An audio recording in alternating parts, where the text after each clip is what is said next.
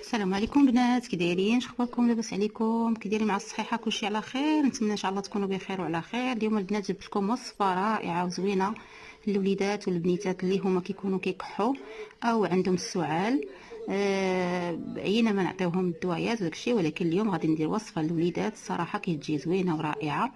غنديروا الشريحه او الكرموس يابس مع الثوم، يعني جوج ديال الفصوص، جوج دروس او جوج فصوص ديال الثوم كبار، مع نص كيلو ديال الشريحه. هي هذه البنات، هانتوما تشوفوا الطريقه كيفاش غندير ليها.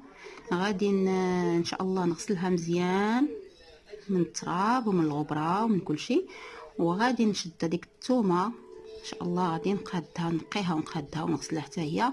وغادي نبخر هاد المكونات جوج. غادي نخشي كل ضرس ديال الثومه في واحد هاد السلك، هاد الشريحه، وغادي نديرهم يفوروا ان شاء الله في الكسكاس، يفوروا مزيان. وغادي نوريكم الطريقه كيفاش كتجي البنات، كتجي زوينه ورائعه. نتمنى ان شاء الله تعجبكم هاد الوصفه اللي غنعمل للوليدات، زوينه وصحيه، كتفتح حتى الشهيه، كيوليو الوليدات ياكلوا مزيان وكلشي. يلا البنات معايا.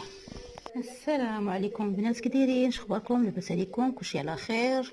اليوم البنات جبت لكم واحد الوصفه للاطفال، بان الوليدات كيكونوا كيمرضوا لينا.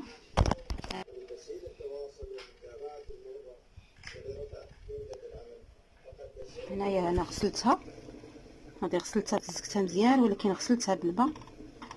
ها هي خصها تبزق مزيان هنايا تطلق داكشي الا كاين شي حاجه فيها، تغسل بالماء، ما نخلي فيها حتى حاجه، كامله تنظف من هنايا، من هاد الدوائر هادو ميبقى فيهم حتى حاجه. شتي خصها مازال تغسل.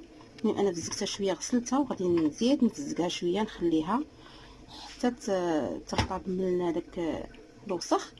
صافي ندوز دابا كاينه نقي هاد الدروس ديال الثومه الحمراء. تي زوينه عندي هنايا جوج ديال الدروس كبار، او كنقولهم جوج فصين كبار.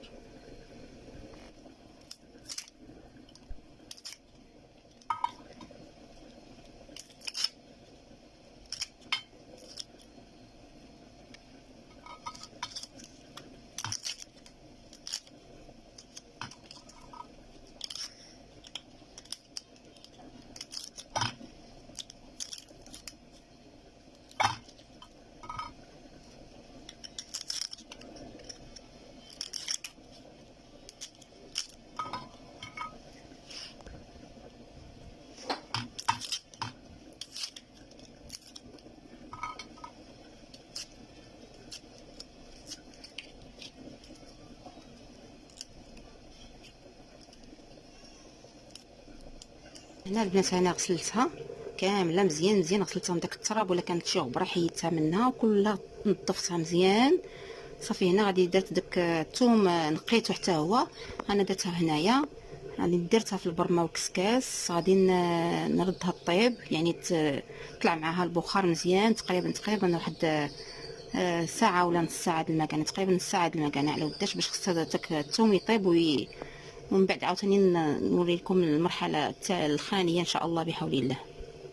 هاد الوصفه راها زوينه والوليدات، وصالحه حتى لفتح الشهيه، والوليدات الصغار اللي هما مرضى هكا بالسعال. ان شاء الله نتمنى الشفاء العاجل كاع الوليدات اللي هما مرض في هاد الوقيته هادي. هاي درتها كتفور هنايا، كيطلع معاها البخار باش طيب مزيان.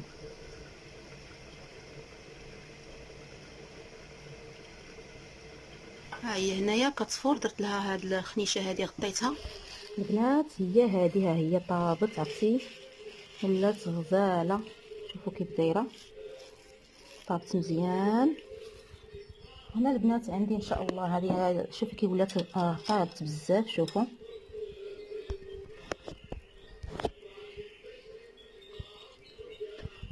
ها نتوما البنات كيفاش طابت، ولات الزبده مع ديك الثوم حتى هي ولات طايبه في الكسكاس. غادي نديرها في الميكسور البنات باش تطحن مع ان شاء الله العسل الحر. هذا ها هو العسل، طبيعي هذا البنات. غادي نديرو، غندير زيت الزيتون. ها هي زيت الزيتون باش غادي ملي غنطحنها ان شاء الله سميتو غنديرها في هذه القريعه هذه. هانتوما معايا البنات غنطحنها ان شاء الله.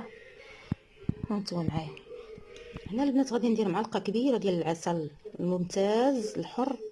ها هو غندير معلقه كبيره، وغادي ندير زيت الزيتون. ها هو زيت الزيتون البنات، غادي تقريبا ندير كاس كبير.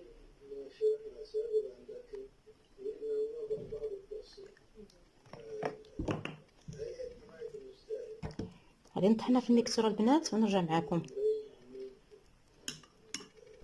شوفوا البنات كيفاش دايره، راها زوينه ان شاء الله. غنطحن معكم هاد المكونات ونرجع معكم. بسم الله. ها هي البنات كيفاش ولات طحنتها. شوفوا البنات كيفاش ولات رائعه رائعه صحيه للوليدات.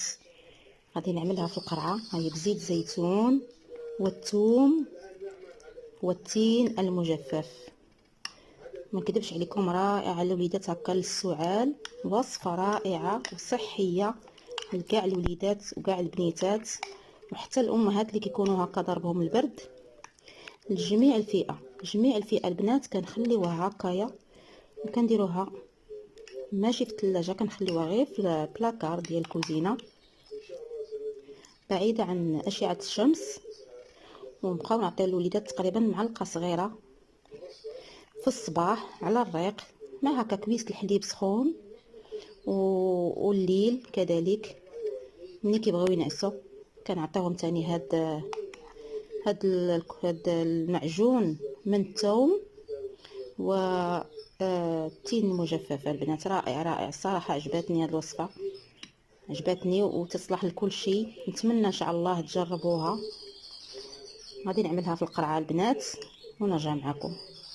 ها هو البنات درت تقريبا خرجوا لي 2 القراعي.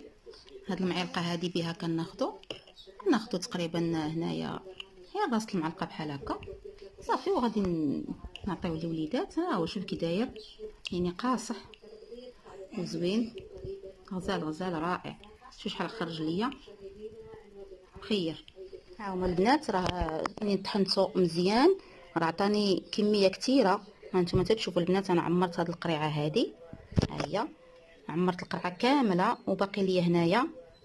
ها هي شتيو البنات غزال جا ما نقول لكمش والله العظيم الا عطي رائع صحي صحي بزاف. ها نتمنى تجربوها البنات وتردوا عليا.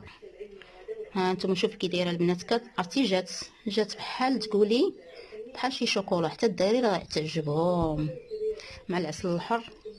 وهاد القرعه راه تدوز لكم كي زعما الوقت هاد البرد هذا اللي حنا فيه. ايوا هو هذا البنات راه كنتمنى لكم الشفاء لوليداتكم وجميع اللي هو مريض الله يشافيه. راه زوين. شوفوا شي كي داير جا معلك ماشي خفيف ما والو. ها هو يعني كنعطيو الوليدات هكا غير نص معلقه صغيره في الصباح وبالليل صافي. وكنخليو الاخر نحتفظوا به. اللي بغى يديرو في الثلاجه ماشي مشكل، مزيان حتى في الثلاجه يبقى باش يبقى مزيان. كنعطيوه لهم هكا عرفتي راه غزال غزال ما نكذبش عليكم. جا زوين واحد المذاق رائع رائع رائع. يلا مع السلامه. دمدم ديال عاليه. ها هو كنعطيو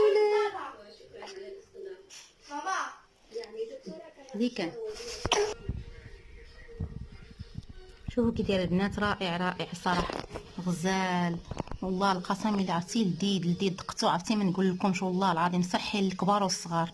هذا هو الدواء صراحه وحسن من داك لي زانتيبيوتيك ولا ادويه اللي هما كنعطيهم لوليداتنا باقيين صغيورين هكايا اللي عندهم صغيورين البيبي او لا حتى الكبار الشيوخ. راه زوينه هاد الوصفه. ما كثرت زعما ما تقامتش عليا غاليه بس او نص كيلو ديال تين مجفف معاه 2 ديال اولا نقولوا حنايا 2 ديال دروس ديال الثومه كبار. هذوك هو اللي درت ليهم القياس صافي. وكاس ديال زيت الزيتون مع معلقه كبيره ديال العسل الحر او عسل الممتاز. وهذه هي الوصفه البنات. نتمنى ان شاء الله تجربوها وتردوا عليا. انا كنعطيكم ديما الوصفات اللي هما رائعين وزوينين. يلا البنات مع السلامه، ان شاء الله الفيديو قادم. نتمنى الشفاء العاجل لوليداتنا، لوليدات جميع المسلمين، وحتى الناس اللي كبار الله يعطيهم الشفاء العاجل يا ربي. مع السلامه.